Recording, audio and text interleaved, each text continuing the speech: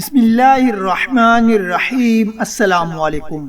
بیٹیاں بوجھ نہیں ہوتی، اولاد اللہ پاک کی منشا ہے۔ جس کو چاہے بیٹا دے اور جس کو چاہے بیٹی دے، کسی کو محروم کر دے اور کسی کو دونوں نواز دے۔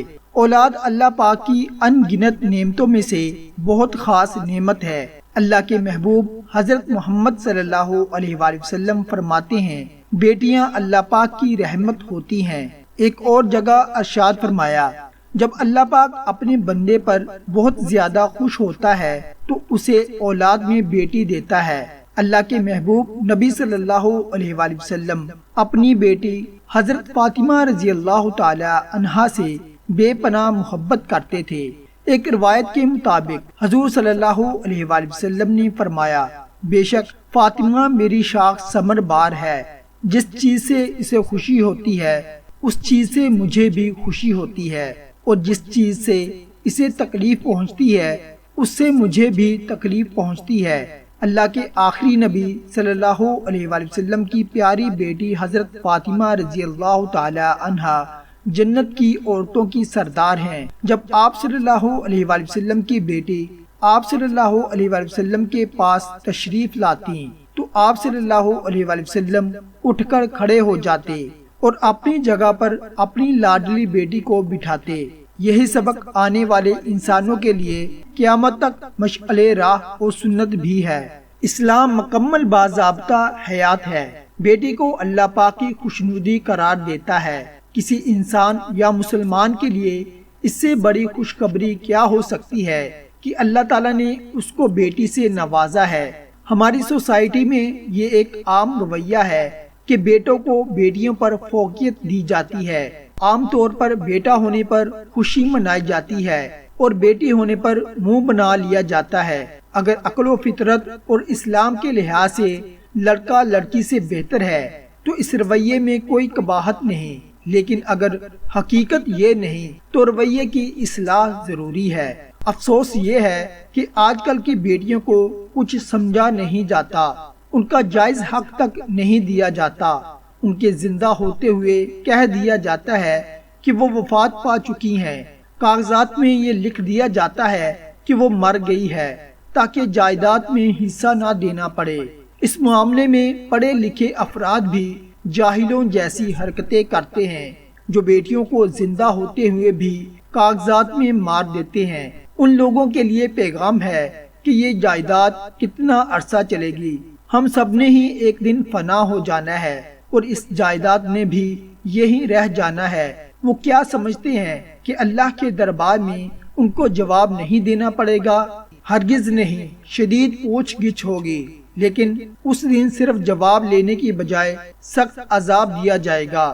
بیٹا یا بیٹے کی خواہش کرنا اور اس کے لیے دعا کرنا کوئی بری بات نہیں، البتہ جب ولادت کی صورت میں اللہ پاک کا فیصلہ صادر ہو جائے تو اس کی رضا پر راضی رہنا اور اس کے فیصلے کو خوش دلی سے قبول کرنا ہی عبودیت اور دانش مندی کا تقاضا ہے۔ اللہ پاک فرماتا ہے کہ جو نفس بھی دنیا میں آتا ہے اس کا سارا رزق اس کے ساتھ بھیجا جاتا ہے۔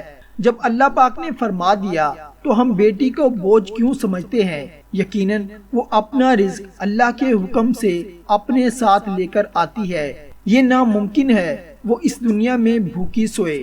اب اس کا رزق کیسے ملے گا یہ اس کے والدین کو سوچنا ہوگا کہ اللہ پاک نے ضرور کوئی ذریعہ بنایا ہوگا کہ بیٹی کا رزق پہنچ جائے۔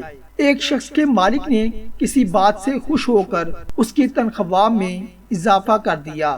چند دن گزرے تھے کہ مالک کسی بات پر ناراض ہو گیا اور اس کی تنخواہ کم کر دی۔ اس شخص نے کوئی بھی قلع نہ کیا۔ اگلے دن مالک نے بلا کر اس سے پوچھا کہ جب تنخواہ بڑھائی تھی تو بھی تم نے کچھ نہ کہا، اب جب تنخواہ کم کی تو بھی کچھ نہ بولے۔ اس شخص نے کہا کہ مالک، جب آپ نے تنخواہ بڑھائی تھی تو اس دن اللہ نے مجھے اولاد سے نوازا تھا، میں سمجھ گیا کہ اللہ نے اس صورت میں بچے کا رزق عطا کیا ہے، اور جب آپ نے تنخواہ کم کی تو اس دن میری والدہ کا انتقال ہوا تھا، تو یہ بھی سمجھ آ گئی کہ ان کا رزق اس دنیا سے اٹھ گیا ہے۔ لہٰذا بیٹی کو بیٹی سمجھیں، وہ کبھی بھی بوجھ نہیں ہوتی۔ وہ تو گھر کے آنگن میں کھلا ہوا ایک پھول ہوتی ہے، جس کو دیکھ کر، جس کو سن کر آپ کو سکون ملتا ہے۔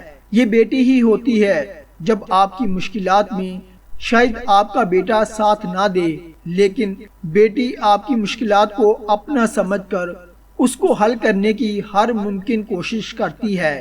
اس کی اچھی اور بہترین تعلیم و تربیت آپ کا فرض ہے، کیونکہ بیٹے نے تو نوکری کرنی ہے، ایک گھر سنبھالنا ہے، لیکن بیٹی نے ایک نسل کی تربیت کرنا ہوتی ہے۔ جو بیٹی یا بہن کو بوجھ سمجھتے ہیں، چاہے وہ والدین ہیں یا بھائی، وہ اللہ پاک کے سخت گناہگار ہیں۔ وہ کیا سمجھتے ہیں کہ اللہ کے دربار میں ان کو جواب نہیں دینا پڑے گا؟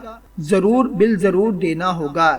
ایسے لوگ یاد رکھیں کہ صرف بیٹی کو زندہ گاڑنے کی صورت میں ہی نہیں، بلکہ اس کے ساتھ ظلم و زیادتی کرنے والے سے بھی اسی طرح سخت پوچھ گچھ ہوگی، تو خبردار ہو کہ بہت شدید عذاب کی پیش بندی ہوگی۔ اللہ پاک سے دعا ہے کہ ہمیں صراط مستقیم پر چلنے کی توفیق عطا فرمائے، آمین۔